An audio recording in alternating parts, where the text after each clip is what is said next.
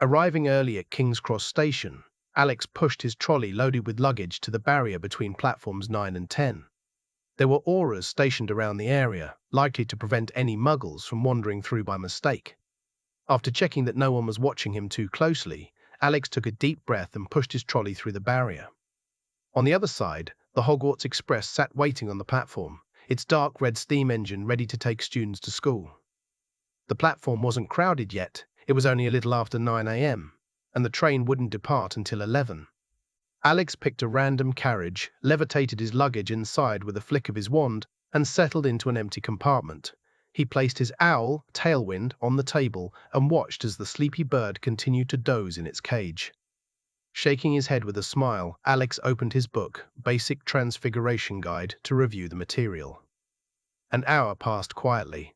The platform outside grew busier as more students arrived with their families.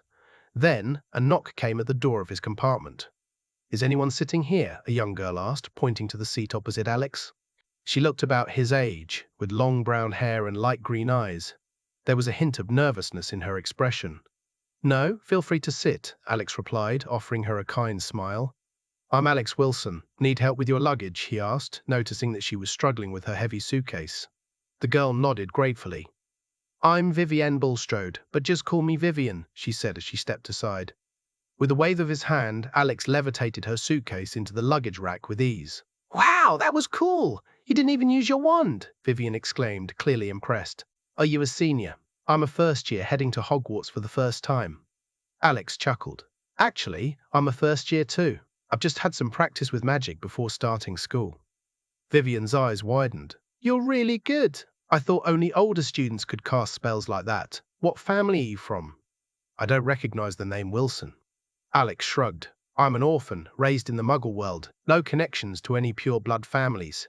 Vivian looked surprised. "Really? You don't seem like a Muggle born at all with how well you use magic." "My grandfather's a squib," she continued excitedly. "He was expelled from the Bulstrode family, but when I got my Hogwarts letter, we were welcomed back. He was so proud." Alex raised an eyebrow. "Your family kicked your grandfather out, and now he's happy to go back. Doesn't that bother you?" Vivian shrugged.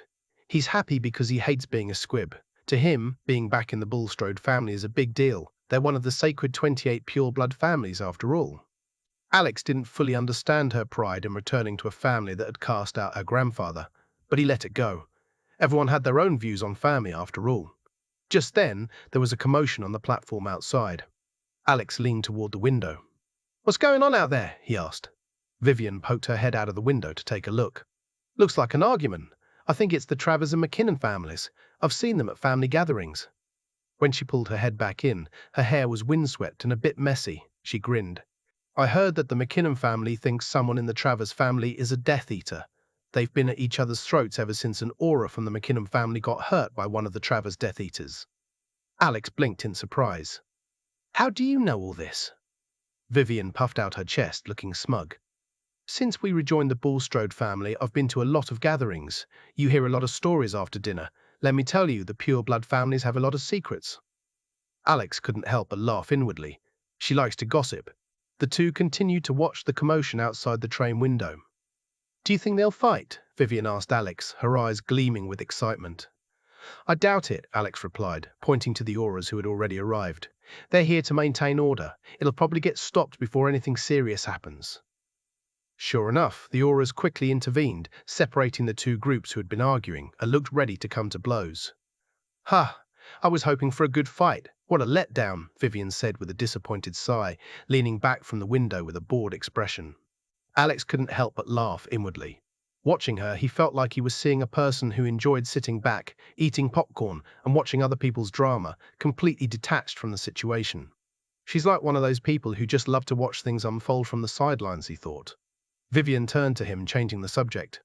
"Which house do you think we'll be sorted into? My family's always been in Slytherin, so I'm guessing I'll end up there too." "I don't really care, but I'd like to be in Ravenclaw." "I heard they have their own library, and it seems like a good place for quiet study," Alex replied. He'd done his homework about the Hogwarts houses and thought Ravenclaw suited him best. Vivian laughed. "Yeah, I figured you for a Ravenclaw. The moment I saw you, you were reading. I've heard Ravenclaw's full of smart students." Alex chuckled. "If you end up in Slytherin, just be careful. Things are pretty chaotic in the magical world right now, and I've heard a lot of those who follow the Dark Lord are from Slytherin. Vivian waved her hand dismissively. It's not that bad. Plenty of Slytherins are neutral. Like my family, they don't think the Dark Lord can actually win. They think his ideas are too extreme. Is it because of Dumbledore? Alex asked. I've heard he's the greatest wizard of our time. Vivian shrugged. That's part of it, but it's more about the Dark Lord's pure-blood obsession. He wants to get rid of wizards with Muggle blood, but a lot of pure-blood families have business dealings with Muggles, and, well, she leaned in and lowered her voice, many pure-blood families have married into Muggle families at some point. If they didn't, the family line would die out. Alex nodded thoughtfully. He had considered this before. It made sense. If pure-blood families only married each other, they would eventually run into problems with inbreeding, leading to health and mental issues. Just don't say that out loud if you end up in Slytherin. They might not like hearing it, Alex warned with a slight grin. Don't worry, I'm not stupid, Vivian said with a smirk. Their conversation was interrupted by a knock at the door of their compartment.